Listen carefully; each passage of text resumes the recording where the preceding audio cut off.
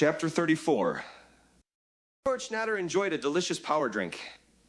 He opened the news on the hologram table pseudolaser before him. One of the headlines read, V Pharma announces longevity pill with increased fertility. Huh! Oh! So we are not only going to live longer, but also fuck more people into the world! It's the tip of the mountain, and we are climbing it during the wrong time. Maybe I should move to Iceland and live in one of those self-sufficient island houses. Don't you have a contract with the state military for another 50 years? Ina interrupted Ulrich's fantasies. Her visual cortex and motor cortex were partly active in a simulation, but her auditory cortex remained in reality there with Ulrich. She was doing work and chatting with her ex-fiancé at the same time. Oh, yeah. Well, I meant after I'm done with it. Ulrich looked at his right hand. He made a fist and then opened his palm. He saw a lotus flower. Can you even have a semi-decent life if they stop the synthetic cell steroids your body is used to on a daily basis? Heine provided him with realism, even though she was only partly in reality. I guess I will find out in 50 years. Ulrich scrolled through the news another 20 seconds and then gave up on it.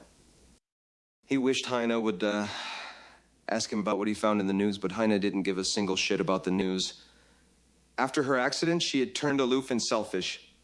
Not because she was hurt and now cared for herself, but because she now had to face the absurd, pathetic stupidity of humankind without hope. Not even brain augmentations and learning enhancements could help the low intelligence of her species. The stupid had outbred the smart, and it had been hundreds of years since the last intellectual or romantic was a politician. Democracy was still around, but it was brown like an apple rotten to the core. Ulrich walked outside and stretched his enormously muscular body on the balcony. I am a muscle museum, baby! He growled. Heine giggled. She still loved him. Just a cocky hyper-sigma superhuman who punished others as he pleased. The other cops thought he was the Michael Jordan of the police force. The harmonious, self-loving tranquility was interrupted by a warning message in his cyberbrain that a cellular tissue malfunction in his prostate has been discovered. The automated AI booked a checkup with doctors in the lab in 2 hours, calculating the time Ulrich would waste getting there. Oh, looks like I will be hitting the lab. Anyway, baby, off I go. Have a lovely day, baby. Ulrich kissed Heine's knee and left on his cybernetic horse. He enjoyed the ride to the laboratory with his steel-like body breaking the wind. The entrance to the lab was just a single door that scanned everyone who entered. There was a secretary at the desk greeting everyone who would answer any desired question. Hello, baby. Ulrich rolled his eyebrows with refined charisma. Good morning, Ulrich. The secretary, a 25-year-old brunette, was all wet and creamy in her panties. Ulrich left her dazzled and entered the lift that took him to the next security level with guards and extra sensors to measure every possible parameter. Howdy, Professor. Ulrich finally shook hands with the attending white coat. Oh, hello there, Ulrich. I saw the data and analyzed it already. I will just need to get a tissue sample to know for sure. And how will you do that? Ulrich had a bad forearm on. Well, with a probe, of course, Ulrich. How else? The doctor pushed his glasses back with his finger. There was no need for glasses. His eyes were fine.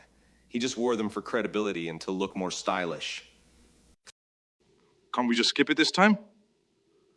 I'm sure it's just a malfunction of the sensors. Ulrich was trying to escape the unpleasant procedure. It's protocol. Just bend over that bed over there and I will get the probe. The professor was already licking his lips. I won't do it unless it's the nurse doing it. It's not about your professionality, Doc. It's just, I'd rather let the nurse do it. The reason is my masculinity. I would just feel more comfortable if a female does it. Ulrich smiled. Little droplets of sweat accumulated on his forehead. Fine. I will get the nurse. Do you want the blonde or the brunette? The professor was standing in the doorway. Bring them both, is it? The Hyper Sigma male preferred 2 women to do the probing. So who needs this thing up his ass? The sexy blonde nurse wearing pink stockings and a short dress wanted to know. Such attire was also protocol. Emma, me. Ulrich's eyes deceived him. For a moment, he thought the nurse was holding a whip. Don't worry, love. It won't hurt. Just relax. Here, I will help you take your pants off. The girls were playing good nurse, bad nurse. You have such a cute butt. The blonde laughed and slowly stuck the probe up his ass and took the tissue sample. You are a good boy. The brunette comforted him with pats on the back. Tell the professor I'll be waiting here for the results. A single tear was quivering in the corner of Ulrich's eye. Sure thing, hon. The nurses left.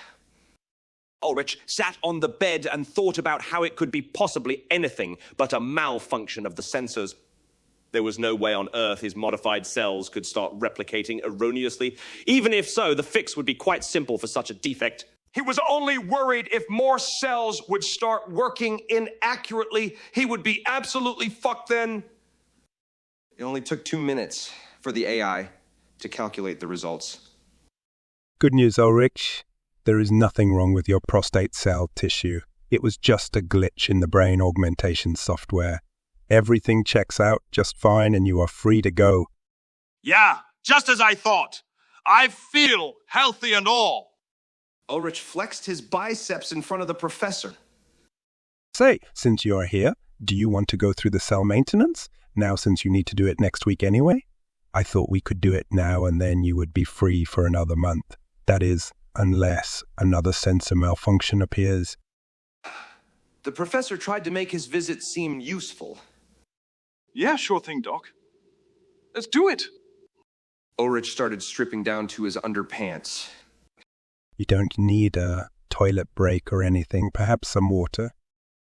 The procedure was 2 hours long. Ah! Ready to go, Doc. Ulrich relaxed in the bed. A large machine with 1,000 microneedles lowered itself from the ceiling. Okay, starting up the procedure now. The scientists ran the program that started with Ulrich's brain augmentation, turning off the sensation of pain. The needles shortly after started piercing Ulrich's body hundreds of times per second, pumping his cells full with steroids. Something's wrong, Doc. The doc was silent, as if he was passing out. Alarms went off. The machine stopped the procedure. The professor's heart rate increased.